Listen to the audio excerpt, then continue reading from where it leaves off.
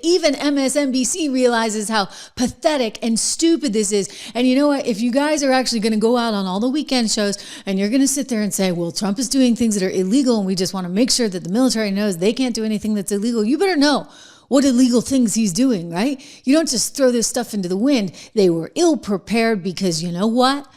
It's all fake. It's all a head game. It is all designed to scare the living daylights out of everyone so that they go and vote for those Democrats in midterms. Here's Joe Scarborough saying, yeah, they really fumbled the ball on this one, you think? And if I have a criticism of what the Democrats have been saying, well, they fumbled the ball this weekend. But from the very beginning, when they say, it's such a Democratic thing to do. You don't have to follow illegal orders. You know what, a Republican? You can't follow illegal orders. It's against your oath. And it is against their oath. So here's what Senator Alyssa Slotkin of Michigan, who was part of the effort, said yesterday when asked by ABC News to be specific about what illegal orders are being issued by the White House. She couldn't be. So let's talk right now. Do you believe President Trump has issued any illegal orders? To my knowledge, I am not aware of things that are illegal, but certainly there are some legal gymnastics that are going on with these Caribbean strikes and everything related to Venezuela. Okay, wrong answer. Well, I'm sorry, with all due respect, wrong answer. President of the United States, the commander-in-chief does have, Jonathan Lemire, wide latitude. Just does. Yeah. And the Senate can take that up, but he has wide latitude on strikes. Ask Barack Obama and drone strikes. Ask George W. Bush and drone strikes. But where we know the president has said, I am going to give illegal orders to people in the military, is when he was on Air Force One, coming back, I forget where he was coming back from, but he said, I can send the Marines, I can send the Army, I can send the Air Force, I can send the Coast Guard into any city I want to control crime. And the courts can't do anything about it. That's illegal. It's just illegal. And so Democrats kind of need to, if the president has already said, I'm going to commit this illegal act, then I'm kind of surprised they don't have the answer when they go on a Sunday show for that. Okay, because they're just kind of dumb and somebody put this up to them. Again, as I told you, a psych op, and it's all political, and these aren't the smartest people in the world after all. Who the heck would go into politics? Just saying. Anyway, in terms of what Joe's saying about you can't go into these particular communities in these cities to control crime, I actually wonder about that, right? On the one hand, right, and I'm a small government kind of gal, we don't want big federal government because that's always a problem. But the reality here is if you have a community that is falling victim to people who are here illegally, who are committing crimes, and you're trying to root that out, and the community is not able to confront that themselves because they may have a leader like Brandon Johnson or a governor, say, like Gavin Newsom, who's saying, well, F you to the federal government because it's Donald Trump. And so we used to care about maybe making sure that we didn't have people here illegally, but now we no longer care about it. And you're preventing the federal government from then doing its job. Look, Donald Trump didn't write that law. That law is on the books about people not being here illegally thanks to our Congress. So if our Congress makes that decision, unless they decide to change it, that's the law of the land. And then the federal government has the right to enforce that law. And if you prevent them from enforcing the law, then again, we're going back to 1963 Alabama. They just can't get it, though. They just can't get it. Here's another one. If they are going there where they did, do you think they should have been more explicit about the contours of what they think is actually illegal?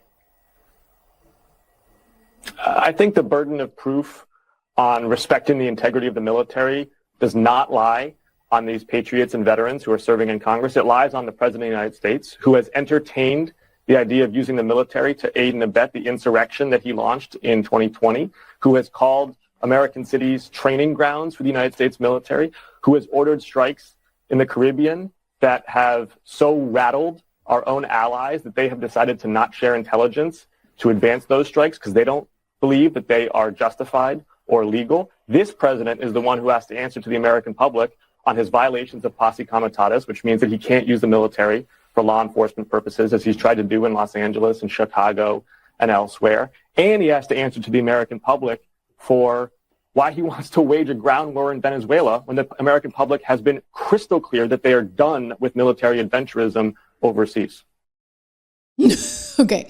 Well, by the way, we just heard even Joe Scarborough talk about how, what do you think the power of the presidency is? Just ask Barack Obama. And in some cases, with some of these strikes, yes, that lies within the executive branch. I'm telling you guys, this is weird what they're doing. It's very, very weird. And I think it is a total political move. You know, what do you think the 51X spooks and spies was all about when they came out and told us that Hunter Biden's laptop was nothing but misinformation fed to you by the Russians and Rudy Giuliani? What do you think that was? It was an attempt to control the narrative, and they were using their intelligence assets, including the deputy director of the CIA and the former head of the DNI and the whole kit and caboodle of them, right? I mean, Anthony Blinken apparently came up with the idea because he had a lot riding on the line. He was going to be the next Secretary of State under Joe Biden. Yeah, a lot of good that did us. So they came out with this stupid letter that they put in Politico, which, by the way, was getting millions of dollars from USAID for those subscriptions that they have. Yeah, like anybody needed a Politico subscription to the tunes of like tens of thousands of dollars. That was bonkers. There was some kind of payback. You want a good subscription, go over to my 76 Research, $1 a month for the first 2 months. 76research.com, code word $. Shameless plug. But I'm just saying, for goodness sakes, that was something else with no information in it. And yet they're getting this government money, and they chose this vehicle that's getting this USAID money to place this letter from the 51X spooks. And now they look back and laugh on it. Here's this quote unquote journalist who's a tech business journalist. Yeah, I put that in quotations deliberately. Kara Swisher, who's speaking with Scott Jennings on her podcast, and she's trying to slough it off. Oh, that was just politics. That was just politics. Well, what do you think this thing is right now? It is just politics, but this is scary stuff. You guys are playing with fire. And I was going to say you don't even know it, but maybe you do. And that's pretty sick and twisted. The story was true. There wasn't really any dispute of that, other than from these 50 people who come from government, who are in and out of government when Democrats are in power. That's politics to me, Scott. That's. I mean, you're not naive. They were making their case, just like you would say Trump just did with whatever issue he has. Well, I don't agree that it's just a simple matter of making your case. When you use your government title and you use your intelligence bona fides and you use all your credentials to flat out lie to the American people, they didn't know that. That was a political argument, but they were saying this is Russian disinformation. What you're reading is directly out of the Kremlin. I mean, exactly, right? So that carried with it a certain kind of weight, a certain kind of gravitas, and that made it even scary. I mean, even yours truly like took a pause, and I was like, whoa, wait a second. Like, let's make sure that we have this all right, because this is kind of scary. And like, you don't really know, because you ought to be able to trust the former head of the CIA, the former head of the DNI. I mean, they're not supposed to be political. Oh, but they are. You know, piece of my mind was just asking, who's orchestrating this? Like, where is this coming from? Because it feels like a foreign op, but no, I think it's just coming from the Dems. I think it's coming from, lots of Democrat operatives behind the scenes. I mean, even you think about one of the women in there from New Hampshire, nonetheless, my wonderful state, going right down the tubes. Jake Sullivan's wife, Maggie Goodlander.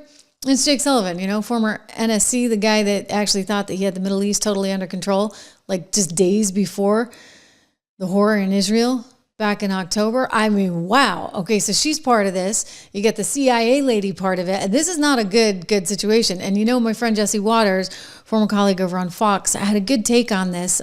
He's kind of in my camp, because he's of the view that this is very deliberate, that this is a very deliberate attempt to scare the American public into something. Like they want you to believe something really, really, really crazy. Here we go. I talked to 2 CIA officers who said that this is a part of a larger hoax, and what they're doing here is they're trying to condition the country to prepare for something bad that's about to happen at the hands of Donald Trump. It's straight out of the CIA playbook. It's a destabilization operation where you get people to mistrust each other. And you do this because she's an analyst. And as an analyst, she would make sure what propaganda operations were successful, which ones weren't. So she knows what works. So the first part of the video, you established authority. I'm CIA, I'm military, you need to trust us. Second part of the video, they introduced the threat. And the threat's not foreign, the threat's domestic, the threat's Donald Trump. And then at the end, they introduce the solution. What's the solution? You resist, you say no. But they don't give an option. They say this is an obligation for you to do. Now, she is being run because she didn't come up with this herself. She's a Brennan acolyte, and you usually... Okay, that's actually really clear. And part of why we know that she didn't come up with it herself is because when they pushed her and said on ABC, well, what is it? Do you think that Donald Trump is actually doing anything illegal? And she had absolutely no answer for it. It tells you like there's no there. There's not a lot of substance behind what she's doing. So back to Peace of Mind's point, like who's running the show here? Who's running this psych op, if you would? It's not her. Here we go. Don't have congressmen and senators doing anything together. They kind of hate each other. So in order to organize this had to have had some sort of handler telling her what to do. And wow. It was risky because nothing like this has ever been done in the history of the country. And you can even tell because the media was skeptical and they couldn't answer the question. So they hadn't even been read in on the operation. You see them fumbling and stumbling. And I'm glad that the U.S. military is now investigating this guy, Kelly, because this is what we expect from Donald Trump 2.0. You can't have the deep state interfering with a duly elected presidency and get away with it. You got to draw the line in the sand and you have to make examples out of people. Okay, so I think he's right. I think this is kind of a deep state op. I think that that's a good way to characterize it. And unfortunately, the deep state is totally embedded with the Democrat Party. And one of you guys I actually put the comment up on the screen because you made a very good point and something I was going to get to a little bit later in the show, because we're going to talk about Pam Bondi and we're going to talk about what's coming out in the next 30 days. And that would be the Epstein files, right? Remember, Donald Trump didn't, he was trying to be like sort of gracious. I talked about this the other day too. Like people were like, why didn't he want this all to come out? And I think the reason he didn't want it all to come out is because you have a lot of people that are going to get trapped up in this just because there's like hearsay within some of the documents and within some of the exchanges. And gosh, if you happen to have been at Epstein's house, which is basically all of New York, I guess, except for me. I was a member of the media in New York City, but somehow I never got that invite. Like all of New York, right, is going to somehow get wrapped up in this, and you can find your name there, and even though you had nothing to do with it. And so I think he was actually trying to protect some people, but in the process now that this is all coming out, you're going to see a lot of things and a lot of names, and I suspect, because I do think that Epstein was connected highly so to the intelligence community, there is an effort to, at this point, really take Trump down. And like, this is all their own doing, these idiots, right? They're the ones that decided, oh, we're going to go all in on Epstein. We're going to taunt him and make sure that he releases this. Well, he was like, fine, so be it. Out it comes. And now they're like, oh. And so now look what they're pulling. This is amazing to me. Absolutely, totally disgusting. And yet, exactly who they are.